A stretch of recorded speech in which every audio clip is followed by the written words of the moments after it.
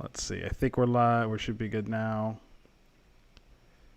There we go. Perfect. I think we're good to go. Are you guys able to see the comments or anything? I can, but I don't hear you.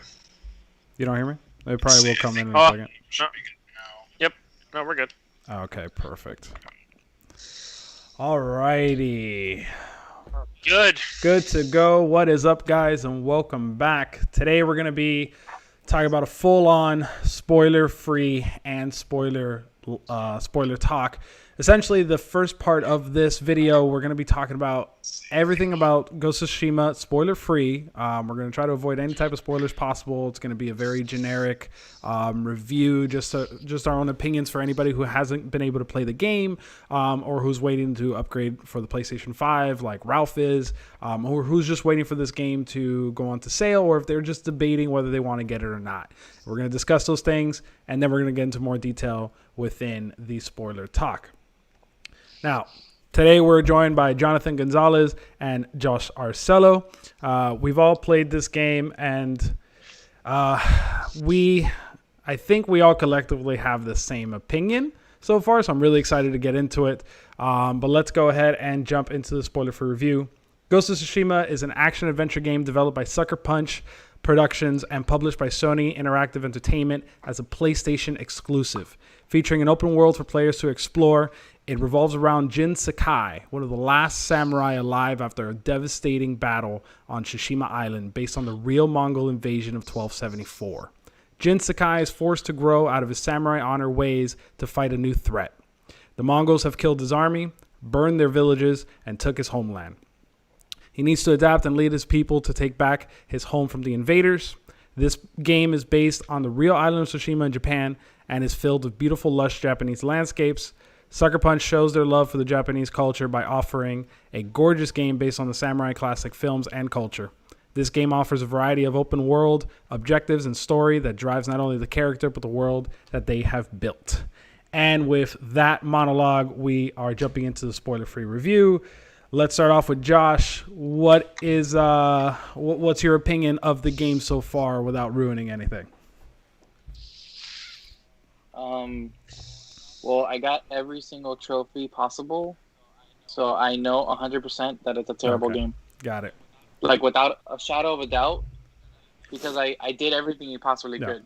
So I know. It's kind of like when you're eating something, and the more you eat it, like you just keep eating and try to get more flavor out of it because there's just not enough, right? Okay. Yeah. And sometimes you wish, like, oh, what if the next one's better? So you keep going. Exactly. It's like that. Got you. What about you, John? Yeah. You said terrible game? Did I hear correctly? Yeah, I platted that shit, man. He platinumed the game. He it. literally completed everything. Yeah, no, that's what I'm trying to do now. I beat the game a few days ago, and I kind of flipped through the side missions and all the Mongol territories and shit. I just kind of now I'm like catching up with all of that. But no, I think the game was the Assassin's Creed game that we've always wanted, and a little more. Like, I don't know. Solidly, I'd give it a 9.5 out of 10. I mean, we'll be getting into reviews again, soon, but spoiling, overall, this game. This game is, I think we all have a general consensus that if you're watching this and you haven't played yet, this game is for me personally, this is my favorite game of the year. And that's saying a lot because I am a huge Last of Us fan. And when The Last of Us Part 2 came out, although it had a lot of controversy and et cetera, the game is still amazing. And I do still love it. It's a special place in my heart. But this game is my favorite of the year. And it's a hell of a way to end the generation of the PlayStation 4. This game is massive. It's beautiful. It's the mechanics. We had the conversation, the last conversation we had on the hype train. We were talking about Whether I asked whether we were looking more forward to the story or if you're looking more forward to the mechanics and the gameplay of it. And the funny part is that my option was I was saying that I hope the story's really, really good. And not only was the story really well done, the mechanics were awesome. The fighting mechanics were so satisfying. Like, what do you get? Like, what do you guys think about the fighting mechanics so far? Man, I find myself being stealthy at times, but then I find myself just walking in and just fucking shit up as much as I can because I know I'm going in there blocking and hitting and fucking. Yep. You could be. There's so many options. You can go in there with an arrow and go guns blazing. You can throw in the sticky bombs or the bombs itself or again, the mechanics have blown me away, and I think you both could agree with me on that. Yep. It's amazing. It's amazing. I think the thing is with the game is that obviously if you've seen any trailers, about the game in the sense of it's about a samurai. Like I said in the beginning, it's about a samurai who ends up surviving a battle and having to abandon his ways and everything he knows about honor and fighting and everything else when it comes to how the samurai operate, to what he has to do, which is basically become like an assassin, like an Assassin's Creed. He has to adapt and develop into sneaking into camps and killing the enemy, this new threat, in a different way from what they're used to, because obviously it didn't work in the beginning. They got wiped out. So the game, it's interesting that the game really pushes this stealth aspect of it, but it makes the fighting so satisfying that you want to get caught because you want to fight as many people as possible and do as many cool moves as there can be. Yep. Now without spoiling it, what do you think about what's your pros and cons without spoiling anything? Josh, go first. Well, I have like a million pros. So I'm just gonna start with like the 2 cons that I have. Okay. In the entire game. One of them is, I don't know if this is just me or this is everyone, but when you run, does Jin's head like twitch side to side? Haven't noticed, but if I do now, I won't be able to unsee I would be lying if I said I noticed because I haven't. If it has. Dude. It's so weird, and I don't know if that's like a bug. Is it like his whole head, but... or is it just like his face? No, it's whole head. Like, interesting. When I'm on horseback, it's fine because he's not moving as much. Uh-huh. But when he's running, he's just like, he looks like this. But very small movements. Yeah, I mean, I guess, yeah. But it's not like this. It's not like natural. It's very stiff and video gamey. It's weird. Hey. So I don't know. Like, that's like one thing that bothered me in the beginning, but I mean, whatever. It's like such a small thing. Yeah. But a major con for me, which it wasn't terrible in the beginning, but it became more and more annoying, is the standoff. There's like that intro clip. And it shows the 2 people coming together. Yep. And I would really love if that all happened just naturally, organically in the game. Okay. Like you're walking up, and then the press triangle pops up on your screen. Mm-hmm. You know what I mean? And it doesn't cut out and in of the gameplay. Yeah. So that would make it like a little bit smoother. But I mean, there's such small things. Like, there's so much more positives that I have to talk about. Yeah. Yeah. Now we're definitely again to the spoiler talk. What about you, John? Yeah, no, the whole standoff thing, I find myself like not doing the standoff a lot. I like just kind of like going in through the side and either sneaking in. Now just to clarify, real quick, sorry to interrupt. Just to clarify, when we're talking about the standoffs, and again, guys, if you're watching this has been in the trailer, so it's not spoiler. But when you're talking about the standoff, are you talking about the main standoffs? Like the dual standoffs, or are you talking about like just the random standoff encounters with Mongols across the island? Josh. Me? Yeah. That's what I was curious about. Ones. Okay, you're talking about the random ones. Random ones. Got it. Yeah, no, the duels are awesome. Okay, got it. Yeah. I mean, I don't really have any cons. I would. The only thing is sometimes when it comes to fighting and you're in like the environment of the forest, or you're up against the wall or something, the camera kind of like pans and you're like the wall, and then it's almost blind. Uh-huh. I don't know if that's happened to you guys, but it's happened to me multiple times. But it's super easy to fix. I mean, when I played it, whatever the case may be, I just like roll out of the situation or whatever. I mean, as for the pros, again, the fighting dynamics, the horseback riding. I mean, I've even found myself not riding the horse and just kind of like running through the forest with the headphones on, and just kind of like hearing like just even the footsteps, to the wind, to the music. Like I don't know, it felt like I was in a Japanese film and shit, and it was cool as hell. This super. I think one of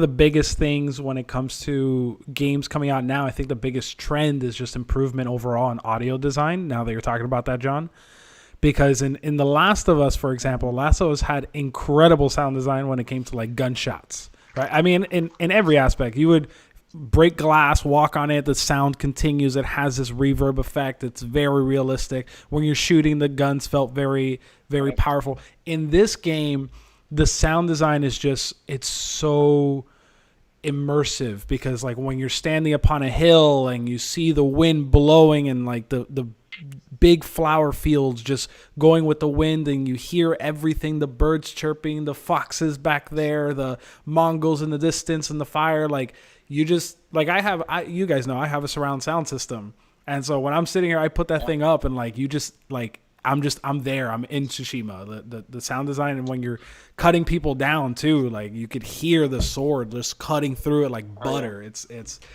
awesome. I think the sound design was amazing. I think and John, the horseback riding. Did you ever get a chance to play Shadow of the Colossus?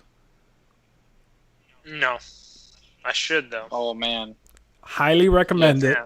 Highly Absolutely. recommend it. Josh and Ralph got me into it. I didn't want to play it, and I did. Amazing. But this game, the horseback riding and the way the camera sets up for you to see everything is very similar to Shadow of the Colossus. And that brings me to my point of this game. The thing about this game, for anyone who's watching, is that it brings in a lot of different features from other games.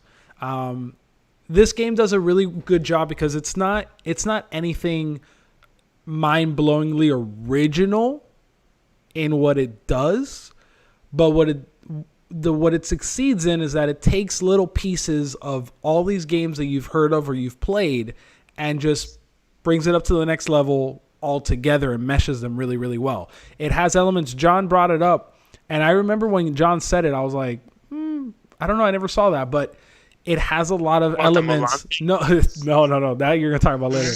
No, you brought up about that the game has aspects of like Batman Arkham Knight, and there's some assassinations that you do, and it's very much the combat of Batman Arkham Knight. You have the horseback riding of like Shadow of the Colossus. You have the Assassin's Creed vibe of sneaking around and open world, exactly.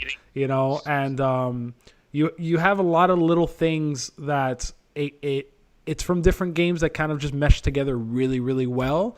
Pair it up with a beautiful graphic game. Just the graphics were insane.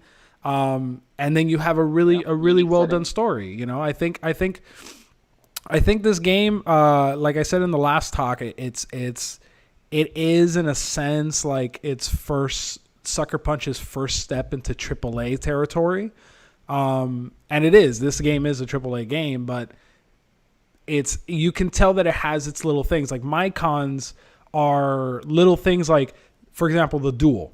So when you get into any type of confrontation with an enemy within this game, it's not cinematic to gameplay or gameplay to cinematic, super smooth within it. It's very much like you're going to get into a situation, it goes black, and then it goes into a letterbox, and then it sets you up, and then it goes black again, and then you're back in the game, and it's constantly doing that. If you get into That's exactly what I was saying before. Yeah, and that's a thing that it does constantly, but it not only does in those encounters, it does in pretty much every single encounter throughout the game, no matter what. Like anytime it goes into a cutscene, it does when you it. start a side mission. Side missions, duels. It'll say the title of it. Exactly, and it does that all the time, and like it's little things like that that's very old school in the way it does it, the way they do some of the the dialogue aspects is a little old school. So it has these little things that I'm sure if they make another game or if they make a second one of this one or whatever the case may be, I'm sure they're going to really tighten down on that and really, fix those things. But coming from a spoiler-free review, this game, for me personally, it was really hard for me to come up with any cons. It's most of my list is positive. It's my favorite game of the year. It's the first time I've really enjoyed an open world in a long time, and I don't count Spider-Man in that aspect because I'm talking about like this type of open world RPG. More sandbox, exactly. In Spider-Man, you swing from one part of the city to the other in like 3 minutes. And this, it's a massive landscape. It's a much bigger open world. This is very. It reminds me of a little bit of The Witcher and stuff like that. But it is an amazing game. If you are looking to purchase this game, do it. If you're waiting for the sale, I understand, but it is worth the $60. It is. It really is. Yeah. Any thoughts you guys want to say on this spoiler-free portion before we jump into the spoiler talk? No, but what I will add is another pro that I'll add when we talk spoiler. I felt very connected to Jin in the whole game. Without spoiling, there's a lot of things that have happened where, like, between the music and the whole situation that was going on between like the battles and the wars and stuff, that like when you were fighting and then like they're like, all right, let's go run and go to the door, and then there's fucking arrows flying, flaming arrows and shit, and you were running. It felt like it had a very like I don't know. You felt like you were there. Yeah. Yeah. It was very epic. So, yeah. A lot of epic moments. Yeah, very epic. Very epic. But that's, again, not spoiling anything yet. All the main battles, I like that about them, that they're like group efforts. Yeah. Yeah. That it's not like a solo thing. Yeah. It is like when you're on your own, but I like that the main story was like about the people, at the end of the day. I think that's probably my favorite part about this game is because they make it so grounded. Like by the end of the game, I felt like Tsushima was my home, and like I was there to save it from these bastards, and like and one of the things the game does, and it's probably one of my favorite things. I'm gonna get really detailed into the spoiler talk, but so in the game, you obviously start off as a broken down, essentially what becomes an ex-samurai, and you grow into the Ghost of Tsushima. And so one thing the game does beautifully is the level progression as you grow into the legend of the Ghost. The world around you actually develops and adapts and grows into learning your legend. And so where you start off walking to a Mongol camp and you're getting your ass whooped, and you're just like, now you're forced to kind of sneak around because you don't really know much and you're learning or whatever. Towards the end, when you face enemies, like the first encounter like as soon as you kill the first person, they get scared because they realize, oh shit, this is the Ghost. And they literally fall on their back and they start like trying to run away, and they freak out because they realize who you are. And that takes time to get there. But the fact that it does, and you start noticing, you're like, why are they? That never happened before. They're running away. And then they're afraid. Yeah, they like fall back. Yeah, man. And I can't wait to talk about it. But there's one moment in the game, and I think you guys know which one I'm talking about, where like the first time everyone gets scared, the Mongols like you're fighting a group of them, and you do a certain thing, and everyone's just like, and they're like falling to the ground, like running, and it's like everything goes red. Yep. Tell me you didn't have a Batman Arkham vibe Tell me that didn't Oh, happen. it happened a few times. Yeah. Especially with the Yeah, sneaking, when you would kill people in the chain. Yeah, Yep. this shit. I mean, again, towards the end, we're gonna start talking about the suits and stuff. So again, I don't want to spoil, but I'm just gonna say towards the end, I had more of the ghost suit just because it was more Batman-like. But whatever, we'll get into that later. But Got it. yeah. We'll jump into the spoiler talk now. Before we get into the spoiler talk, let me go ahead and just drop this. This is my own personal review. If you guys have anything to add, or if you want to say your own personal one, you're more than welcome to. Ghost of Tsushima is one of the best games of the PS4 generation, and it is my favorite game of the year. This game is absolutely beautiful in graphics, beautiful in audio design. It's got a great story. It's got very personable characters and level progression, weapons, just the armor design, the customization, just everything about this game is really well done. And there are a few flaws here and there, of course, because this is Sucker Punch's first game into a AAA field. But with that being said, they did a great job. They really made me invested, and it is definitely worth the buy. So go out, buy it, get it, play it, get obsessed. We're in quarantine anyways. You got nothing else to do. Go play it. As for, we do got a comment from Composa. I need to get this game. What's up, guys? I've watched the walkthrough series. Does it have online play? Can you do online? No, there's no online. This is a strict single-player game. If there ever was online, that would be awesome. And I would love Sucker Punch to look into that, because that would be really, really fun. If you can do like individual duels with your friends and stuff like that, that'd be cool. And hell, even if if it ever comes to the fact that they ever make a second one, or something along those lines, it'd be really cool to have a co-op feature. I think the game does lend itself out to being able to do that. But with that being said, that is a spoiler-free review. Please, thank you so much for watching. We love doing this stuff, and we hope you join us on the next one. But we're about to get into the spoiler talk. So if you don't want to be spoiled from this game, leave now. Forever hold your peace. Go buy the game. Go play it. Come back and watch this later on. Again, last warning. Spoiler talk's about to happen. Spoilers will happen. Leave. Ghost of Tsushima 2, the Khan's son comes. This guy. Hilton Khan Jr. And spoiler talk. All right, guys, we're ready for the spoiler talk. So, I got my Japanese whiskey, Nika Coffee Green, and I am ready. However you pronounce that, if it comes out. Okay, fuck you. Not sponsored by Nika, but who knows? Maybe in the future. So, so before you say anything, a comment while we were playing Warzone. Essentially, how I describe this to other people is it's the story of Mulan, but like not Disney at all in any way, shape, or form. And did you buy that recently? You just cut your own head off. Yeah. No, Stancil gave this to me for my birthday like years ago.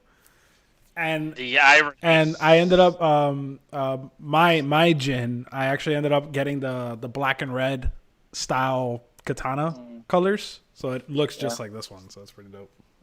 The sword kit. Yeah, that looks like a Tanto. Hell yeah. Yeah. So the story, the story of Mulan, but in Japan. Yeah, it's essentially we're talking about it's essentially the same thing.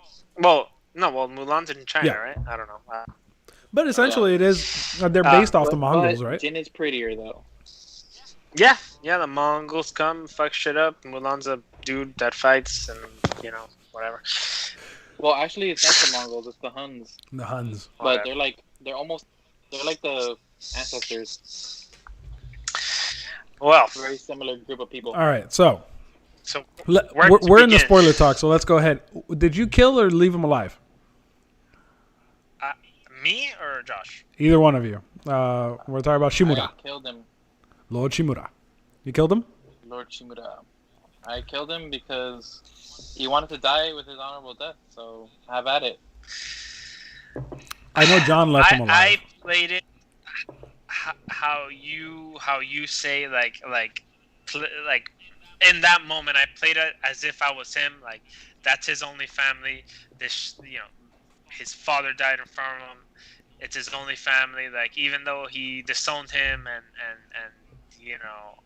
all the shit that went down. I think he would have wanted to keep him alive, even if he wanted,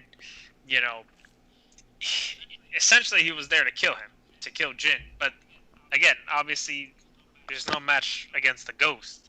So I don't know. I kept him alive for that reason. I think he would have wanted to have his only family, even though they weren't gonna be, family. I think he would have wanted him alive. I think it's so interesting you bring it up like that because our perspective is different in the sense of how we think his, and it's really interesting to do that because everyone's perspective is different when it comes to a storyline. But for me, I was like looking at him when he bent down, and he's doing the haiku, and he has that memory flashback of when he was a kid, and he came up and he's like, I'm gonna take care of you now, and I'm gonna be your father figure, et cetera, et cetera.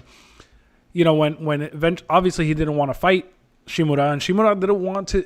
At the end of the day, Shimura doesn't want to kill the ghost. It's either he believes so much in the samurai and he's under the shogun that if he doesn't kill the ghost, he's dead anyways.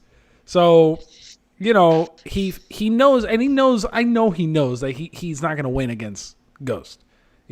So when the fight happened, and you win. That moment I was like, if I leave, I know that Ghost doesn't hate him.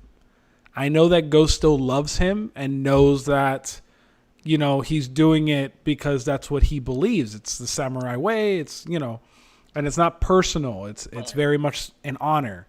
And so in my head, I was like, if I leave him alive, he's going to die from the wounds or he's going to die from the shogun. So either way, he's going to die, and without honor, and he's not doing this to him personally. So, for me, I was like, I think Jin would want him to not suffer and to just end it, with honor. But man, let me tell you when I got to that part, like I knew there was going to be a clash between them two, after you invade the first castle and you chop off the guy's head off from behind. Fighting. Yeah. And he's like, what are you doing? Yeah. This isn't the samurai way, whatever. And nothing happened after that. I was like, something's going to happen. They're going to clash.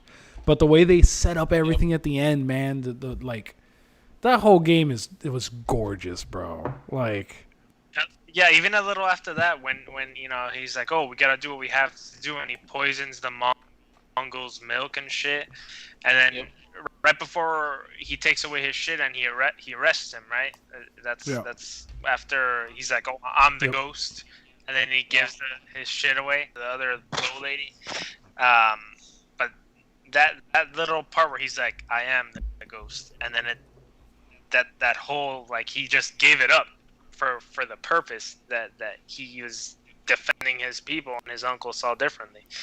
So again, that's one of those things that made him very, like, as a player, connect to him. No. I don't know if you guys felt the same way when that shit went down. It was like, oh shit, now shit's gonna go down. I think from the beginning, it's again so much shit. I mean, again, whatever. But you know what I'm saying. From what else? Remember what I mentioned earlier in the spoiler free about the first time you go into like ghost mode and you fucking like chop the guy's head off and everything turns red and then you just gotta like freaking whack them and they're all freaking out and scared. Bro, I love ghost. When that part happened, I legit threw up my hands like, oh shit! Like it was like slow motion. You chop off the head, the blood splatters, and everyone freaks the fuck out. And then you cut and just it goes into samurai red. Like, bro. Oh, and when you're charging the castle, at the final battle in Act 2, at the end of Act 2, when you're all on the horses and you're running towards, and then he like jumps off the horse in slow motion and just like stabs the. Oh my god, dude! Very, very Assassin's Creed feel. This game was the Super Assassin's Creed we Creed always feel. wanted, dude. You're right. It was Easily, Pretty much. easily. This for me was the Assassin's Creed I always wanted. It was in Japan. It was open world, but it wasn't stupid massive open world with a bunch of filler like Odyssey. It was really well done in the graphics department. It was well done in the mechanics department. It was well done in a lot of different ways, and it had a lot of Assassin's Creed elements to it. It had the lineage element to it. It had him, defying what he knows in order to become an assassin. Like all the things I ever wanted from an Assassin's Creed game that used to be, in Brotherhood and Black Flag or all those. What it used to be, it's not anymore. This game is like really brought in what was missing for a while.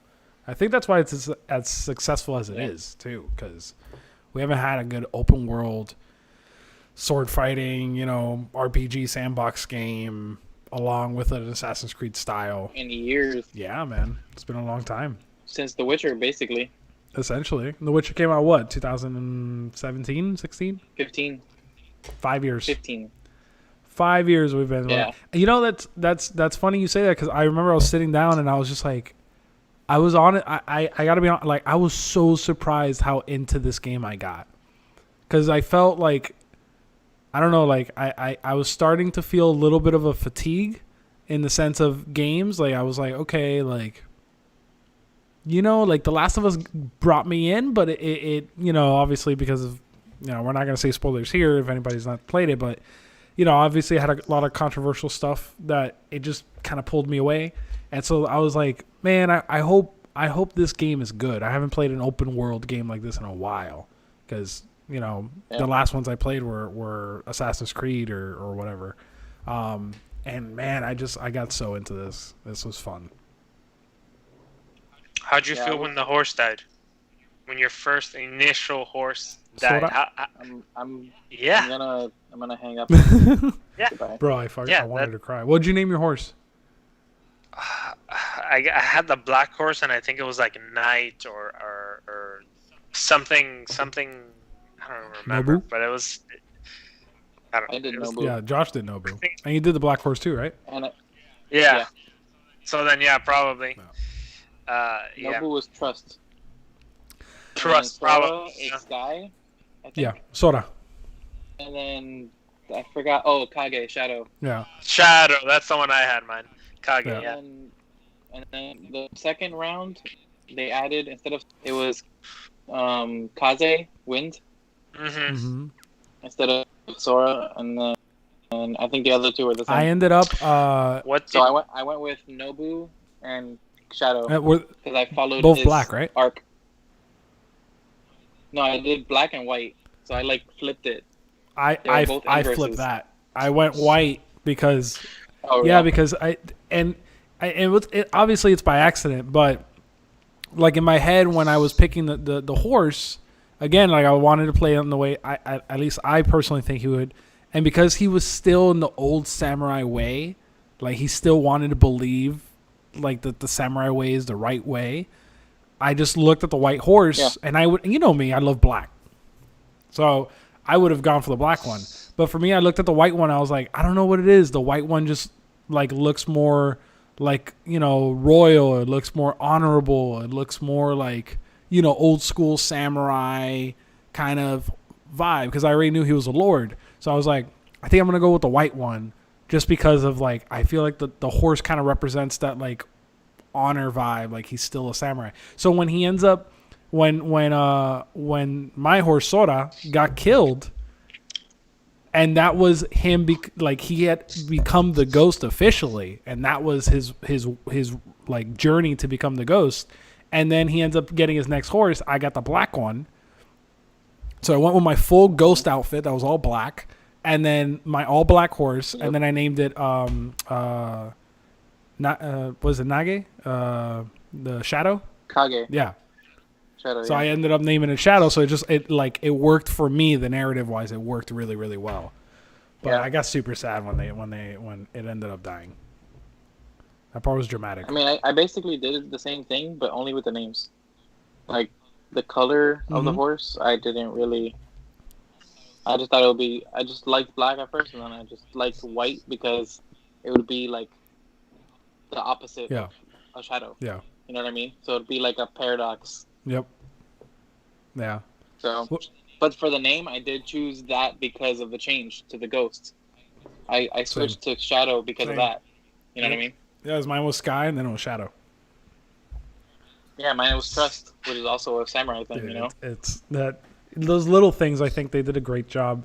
I think, the fucking haikus are all basically this. yeah, yep. You made yours like all like sad and stuff, right? Of course. Always as depressing as possible. John, did you? What about No, I was gonna ask. Did What were we you? saying? When you made the haikus, did you like try to make it a certain vibe, or did you just choose whichever ones you liked? Hold on. I think whichever ones I liked, really. I mean, I don't know, man. It kind of went on whatever I was feeling, to be honest. Yeah. I guess the vibe of wherever you're making the haiku. Yeah.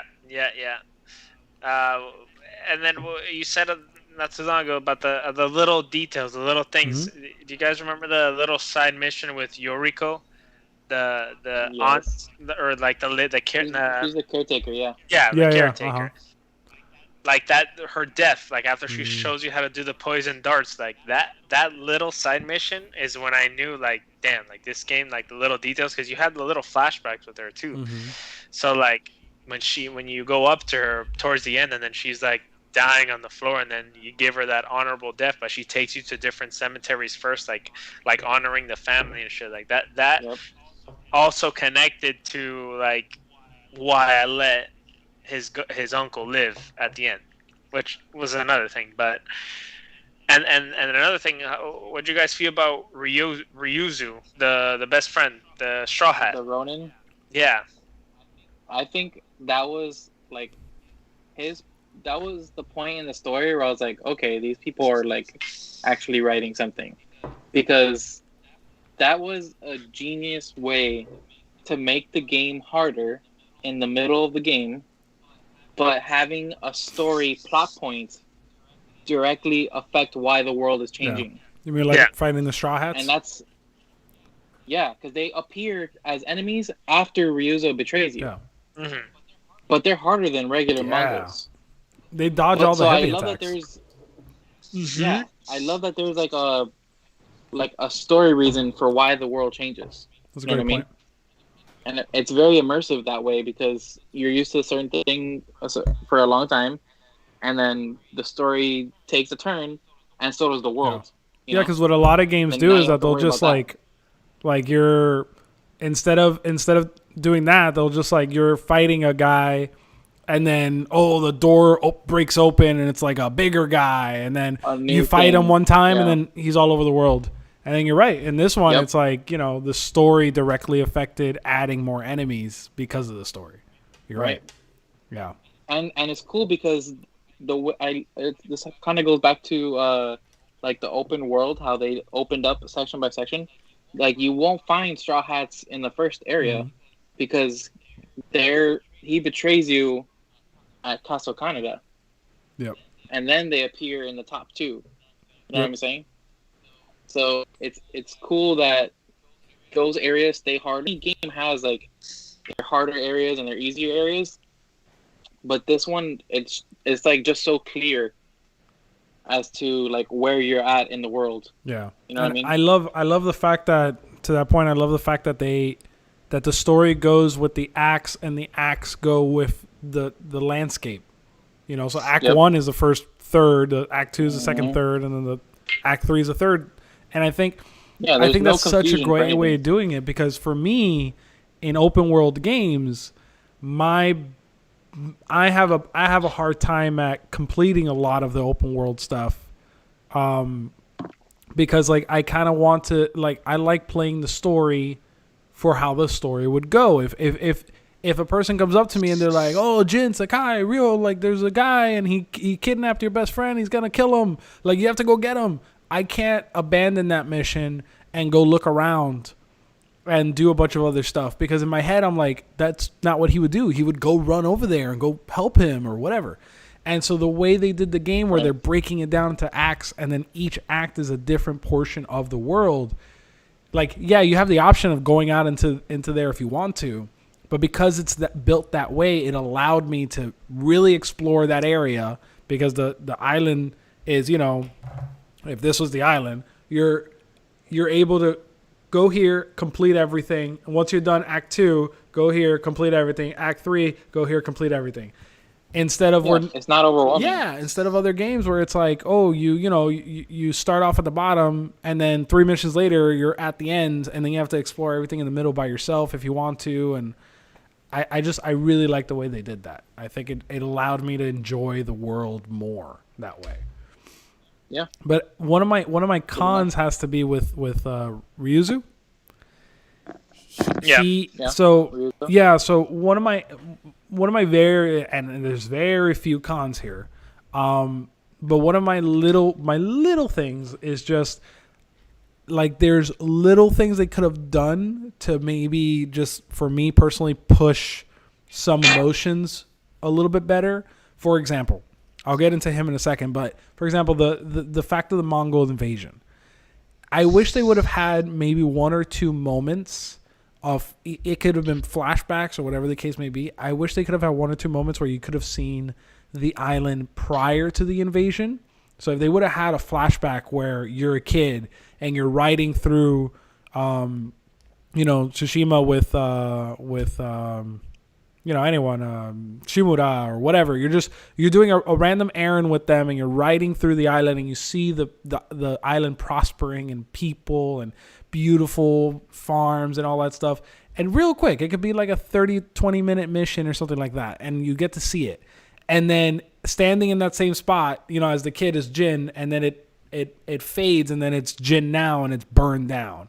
And just to give you a little bit more of that sense of like, they killed my home. Because there was certain moments where I was just like, I don't know what this was like before, and I wish I would have known what this was like before.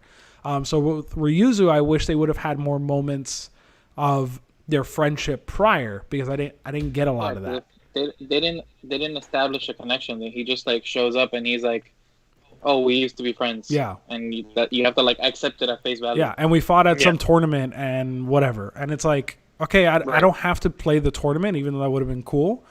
I just want to know what this level of friendship is. So when it gets to that point of betrayal, I feel betrayed, Right. And there's a lot of, not a lot, but there's a few moments like that they do with certain characters, and it works, like Shimura and the caretaker, but they don't do with not everyone, but with most of the major figures.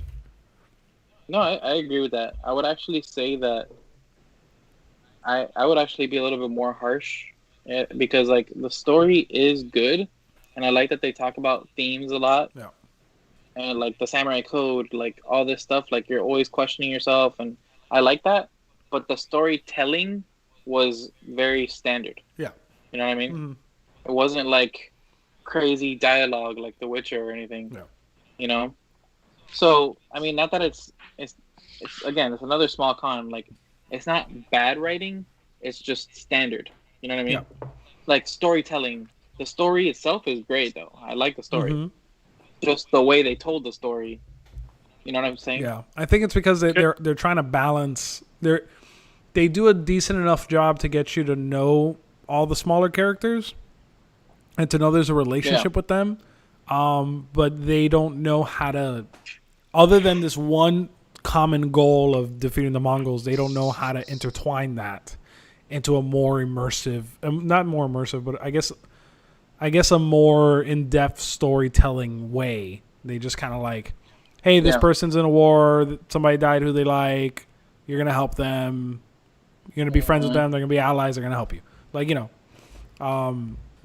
what were you going to say? But they got pretty deep though.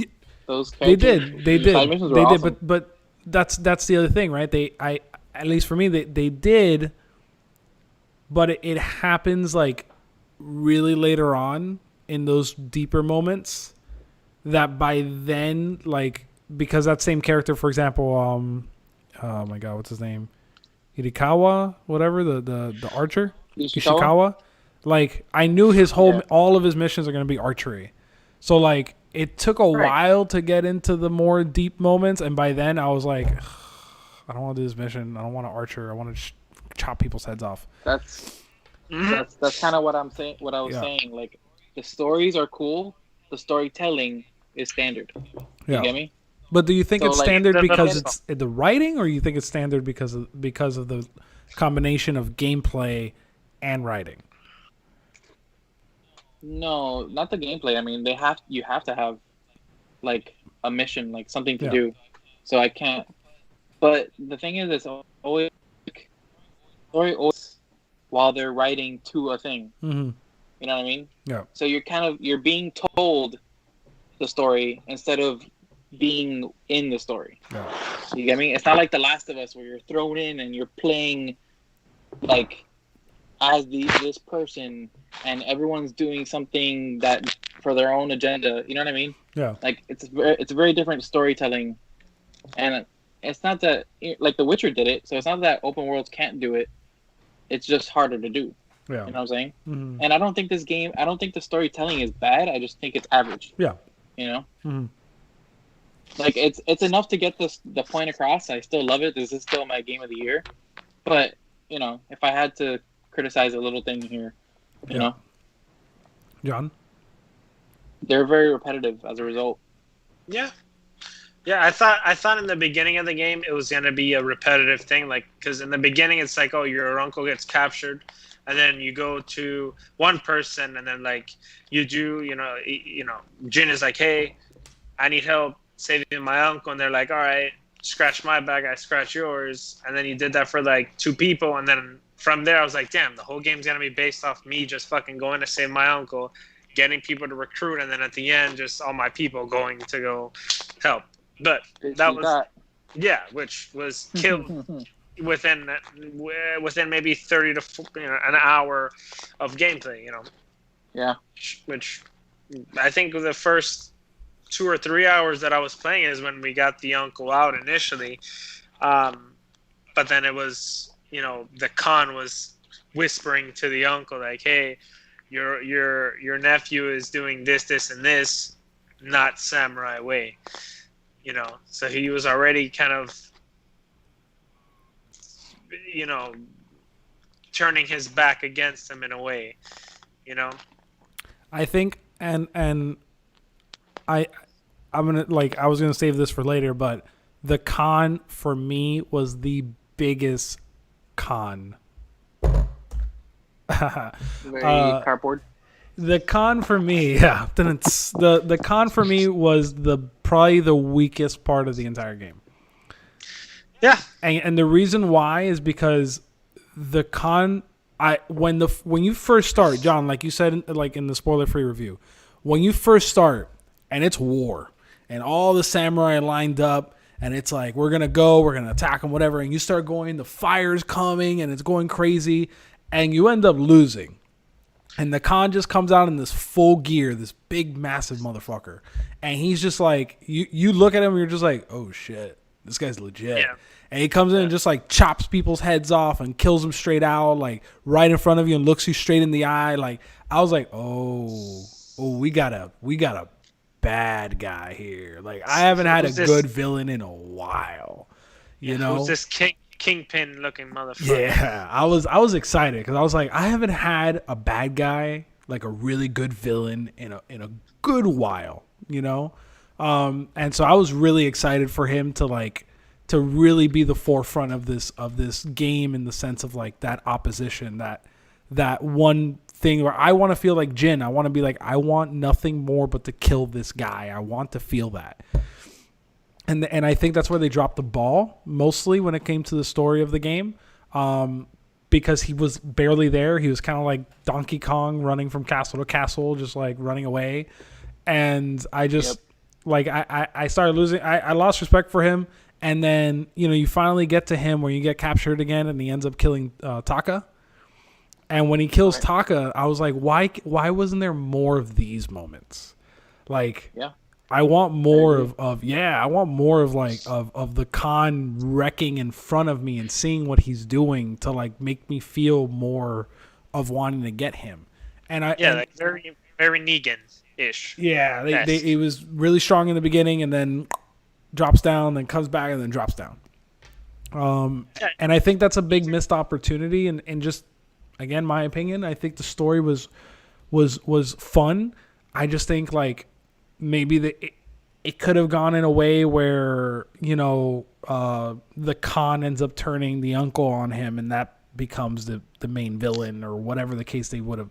That's what I thought they were gonna do when they kept like putting in that. Too. I was like, okay, like I get it. The Khan is the bad guy until the samurai turn on him, and then they're the main villains and whatever. But they didn't do that, and that's fine. I just wish that since they chose to keep the Khan as the main antagonist, to like really make him a fearful antagonist. Yeah, I didn't feel scared from him at all. That's not initially. That's what I thought was gonna happen. I thought the uncle was gonna turn on you. At the end, he kind of does, but I thought he was gonna turn on us along. Like for real. Yeah. Yeah. But I thought it was gonna happen when you get him out at the end of Act 1. Yeah, same. Yeah. So as soon as I had my Ronin attire ready because I was like, yes, I'm gonna be a masterless samurai, and then it didn't happen. So I'm like, okay, I guess I'll keep wearing the samurai armor. Yeah, because it was like a lot easier to get your uncle out. Because once you go to him, he's like, yeah, but he just left. He escaped the eye. And that happens every time. You show up and then it's like, where's the Khan? Oh, he left. Where's the Khan? Nah, he left. And I don't know about you guys, but that initial battle, towards the end, well, not towards the end, but like initially when you kill the Khan, right? And then you're going on the ship from ship to ship, and right before you fight him, you're battling like 10, 15, 20 of these Mongols, like 5 of them on top shooting the arrows, and then they're all coming at you and shit. Like I was fighting and killing all these badass motherfuckers, and I didn't know that I was fighting the Khan half the time. Oh, really? Like towards the end, I'm like, damn, this dude is really hard. I don't know who. And I was like, oh shit, it's the fucking Khan. Yeah. And then when I was about to kill him, I'm like, damn, I wish there would have been more like, I don't know, more sequence, like more cool fighting sequence with that battle with him, like more like when you first duel him, where it's 1-on-1, like just you two. Yeah, like it would have been cool if like boss battle. Yeah, if like the ship would have exploded and then we would have fought on the beach or something more cinematic. Yeah, I would have been better if the first duel you do. I was like, I know this isn't the end. Like I'm gonna kill him and then he's gonna like do something and then we're gonna have to do this again. But I would have rather they have done like that duel that you do with him the first time, and then you get to the ship and you have to fight a bunch of his people. And then, it weakens you basically because you're losing resolve, you're losing health, whatever. Right. And, you go through that, you lose you're using up your equipment, your arrows, whatever. And then I personally would have loved like a 1-on-1 battle on like a bridge or on the burning boat, like just like the way it was, but like the main duel between the two and having him switch throughout that duel into different stances. So that I'm forced to switch into different stances. So like I wish because he had the shield, he had the spear, and he's a bigger and he's a what's the word that they use, a brute? Yeah. Yeah. So and he's technically a brute. So I wish like in that duel he would like go from a spear, switch to the shield. So then I'd have to switch, but like at random moments, so that I'm constantly switching and constantly having to. For you? It did, but only like. What it would do is that, okay, I did the first duel, and he's only spear. And then when I fight him on the boat, when it's not a duel, it's more of just like he's just one of the Mongols kind of. He'll switch, but it's like he'll then have a shield on that one. And then once I beat him again and I beat the rest of the Mongols and I go back to him, then he'll be the shield and the spear or whatever. Right. But I'm talking more like just a 1-on-1 duel. The 1-on-1. And like in that 1-on-1 duel, whenever like randomly, like when you're fighting the Valkyries in God of War and like they just do their moves randomly, like whichever moves that they want to do, I wish he did the same thing but in stances. So I wish like in the middle of the fight he just switched from the spear to the shield, and then you gotta like think quick and switch your stances because if not it's not gonna work, Yeah. And then that'd be like a legit duel for a while. Yeah, because then that would have been like like tiring. It's the whole build up of the game that you've been learning. Exactly. It would have led to that. Exactly. Kind of more like the last battle in Uncharted 4 when it's Drake against what the fuck is his name? Rafe. Rafe. Yeah, in the ship, the Spoilers pirate ship. for That's Uncharted 4 good. if you haven't played it. Yeah, fuck are you doing if you haven't Nathan played Drake Uncharted dies. 4? Exactly. But anyways, that type of battle where it's like I mean, shit. Even in that part, you had a little sword fighting in Uncharted 4. Like that whole sequence, And it was like interesting Yeah. too. I would have liked that. Like, holy shit! I just went for 3 islands, killing all this guy's people. You know, he kidnapped my uncle. My uncle's thinking I'm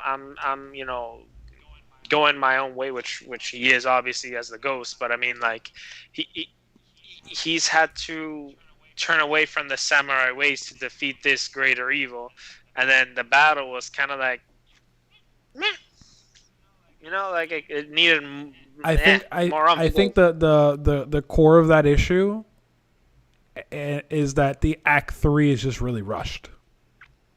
Yes. Like, Yeah, because after the second part, the third part, you could do it in like 3-4 hours, and that's like just doing story without any side quests or I anything. literally beat that game. I'll say like an hour before this started, or like or like 2 hours before this stream started, and I only played for an hour today because it was during my lunch break, and then I played last night for like 2 hours. So yeah, about 3.5 hours worth of the last act. But it was for me, it was just super rushed because it's like you go through a lot, and Act 1 is really long. You go through a lot. You get into Act 2, and then Act 2 is pretty decent, and then you go to war at the end, and that's the the big climactic part of the act, and it's like, all right, cool, like it's getting legit.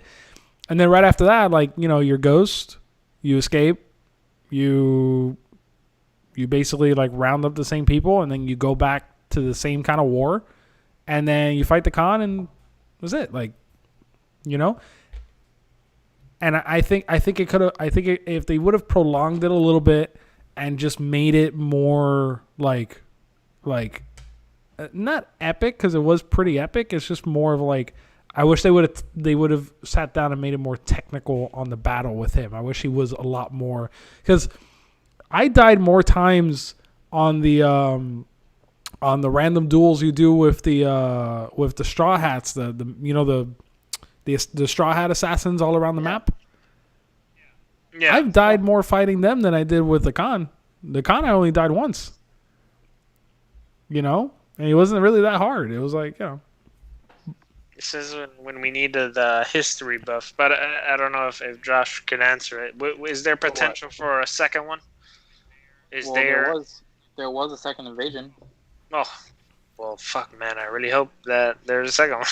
Now, the second invasion was it in Tsushima or was it on the mainland? The second. I mean, I think they hit Tsushima again, but I don't know if they like started there again. Because I know in the second invasion they had like 10 times the amount. They had a shit ton more people. Yeah, it was way bigger, but the same end result. That's awesome. How far was it in time? Like a time? It was like 10 years. So later. yeah, they could. 10 years. Imagine the Ghost after 10 years, man. Yeah, but imagine how cool it would be. It's like, all right, hey, they're invading again. We know the guy that lives up in the mountains, the fucking ghost that we haven't seen him in a couple years. We need him again. And then watch how cool if it would be that where he's a guy, and then he has to train the new wave of samurai and shit, but they're not samurai, they're like ghosts themselves, or like. No, if they develop the Assassin's Creed Brotherhood style, where you freaking train assassins, and then like. Well, that's how it worked with Shinobi, with ninjas. Yeah. Essentially what it, and again, like I said in the spoiler-free review, which would be great, is if from the question Composer said was, there could, if it wasn't that aspect, there's possibility for co-op.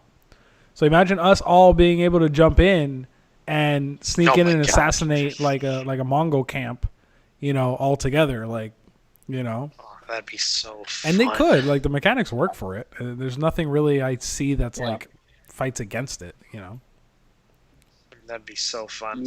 You actually just reminded me of another con that I had that I forgot myself, and that was, it's not a big deal, but like at at the end of both invasions, their whole navy gets wrecked by like a hurricane, by a typhoon. Mm-hmm. Okay, And and they call that in which act? No, I'm saying like in real life. Oh, okay. There was a typhoon that destroyed their navy both times. Wow. And those were called kamikazes. So that's where they get the name from later. And interesting. So that to me like would have been a really thing to show, because it could be like you're beating the Khan, and then like there's a storm literally happening, and you see all the ships getting wrecked as you're beating him. You know what I mean? Like they could have made that. And they had the opportunity because there was a storm in Act 3. Yeah, well, that's the thing. They mention it, and I'm like, yes, it's gonna happen, because that's like the famous part of the story. Yeah. The famous part is that the typhoon destroys everything. Mm-hmm. You know, but then they don't show it in the game. So I was like, come on. Yeah. Would you say that the Khan is a Khan though? He is. Yeah. Ever since. Very much. I was hoping for like a Far Cry 3 boss, you know, someone that I'm just like, I can relate to, but I hate, and like is ruthless, and like he was, but it was just like twice in the entire game. Yeah, it needed to be more. Like John said, it was like Negan. Way more. Yeah. It could have been, but that like the feeling of Negan, like the beginning, like damn, he up in front of me. I'm trying to remember. This guy up. Oh, you ever seen the movie Olympus Has Fallen with Gerard Butler? Yes. Josh, you ever saw it? Maybe. It was really good, but there's so if you haven't seen the movie, I guess put mute for a moment, and I'll go like this when you're ready. But in Olympus Has Fallen, I know at the White House. Yeah, this terrorist from Korea takes over the White House and holds the president hostage, and Gerard Butler has to basically wipe out everyone that's inside the White House to save the president. And so there's a scene where Gerard Butler's in the hallway and his friend is there. And he gets him. He's like, "How the hell did you survive?" He's like, I did what I had to do. Blah blah blah blah blah. And then the friend mentions the name of the terrorist, and Gerard Butler looks at him because nobody knew what his name was. Gerard Butler had just learned his name like a few moments ago from the House Secretary or whatever, or the House of Representatives. I don't know, but whatever. He looks at it, and that's when he realizes oh, he's working for him and he's a traitor. And then they fight and, he kills him or whatever, but he uses him. He tells him, he's like, call your boss and tell him that you killed me. Do the right thing. And then he ends up doing it. So the reason I'm bringing that up is because I kind of wish they would have done that in a more explicit way with this game with the Khan and Ryuzo, or how do you say it? Am I saying it right? Ryuzo. Yeah. I wish they would have done something like that where Ryuzo would have joined you again, and then he says something that makes you realize he's giving the Khan information to kill your people or whatever it is, and then have a more dramatic climactic traitor point. Because he became a traitor, but it wasn't it was just a moment of they're telling me they're paying me to kill you to feed my people. And it's bro, we just ran by 6 deer you could have killed and ate. I don't understand what you're talking about. There's plenty of food out here. But they can't. What? They can't eat deer though. Why? Sacred to them. Oh. That's why you get nothing from deer when you kill them. Well, there's boar. Yeah, you can kill boar, but they can't kill deer. Interesting. But they have plenty of boar. They could have ate the goddamn boar, you know. They can eat the bears. They ate the bears. They got boar. They got rice. They got plenty of food. So I was just I like that part. I was a little more there's, well, I mean, and that's also very basic motivation. It's like I said before, it's very average storytelling. Yeah. But they do get a lot of emotion across. It's still effective to a certain extent. Yeah. I would say, but it's definitely a weak part of the game for me. No. Now that we talked a few cons, let's talk one of the positives here. Oh, there's so many, man. Photo mode. I think you guys Yes. enjoyed it more than I did. I Bro. I only took this long because of photo. I would have been done last week, like guaranteed. But I literally would do a mission and I'd spend 30 minutes on a photo mode. I keep running. I do another 30 minutes on a photo mode. Like it was nonstop, man. Like I was on that all the time.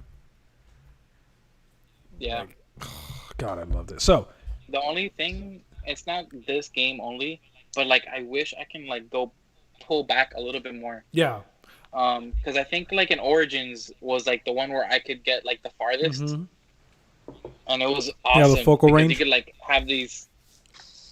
No, like pulling the camera back. Oh, okay, Like, you just know how when generally you're, like- pulling it back. Okay, yeah. Yeah, yeah. So that you're like a tiny thing, Mhm. so that you can like establish size. Yep. You know what I mean?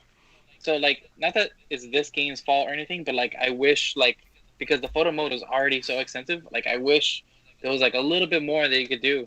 You know what I mean? I do wish that they had more moments like Uncharted, where when it's revealing a new location, they did it a few times. Like when you're with the caretaker at the cemetery right before she passes away, and you walk up on that hill where you're about to sit, and the camera pans back and you see the whole island. They have little moments like that, but I wish they had more. I wish they had more revealing moments of like walking up on a hill and the camera pans back and like Jin becomes this small and you see like the entirety. I do wish they had more of those moments. But just so That's kind of like an Uncharted flavor thing. just so Like, people I can don't think I've see seen it in other games. this, so it within, you know, obviously within the Ghost of Tsushima, you're able to customize your samurai. So I'm about to put on John Samurai. So John Samurai has the upgraded, pretty much the fully knitted ghost armor, along with a what is that? The red, what is it? The mask of his clan, right? The Sakai clan. The ghost mask? Yeah, it looks pretty dope though.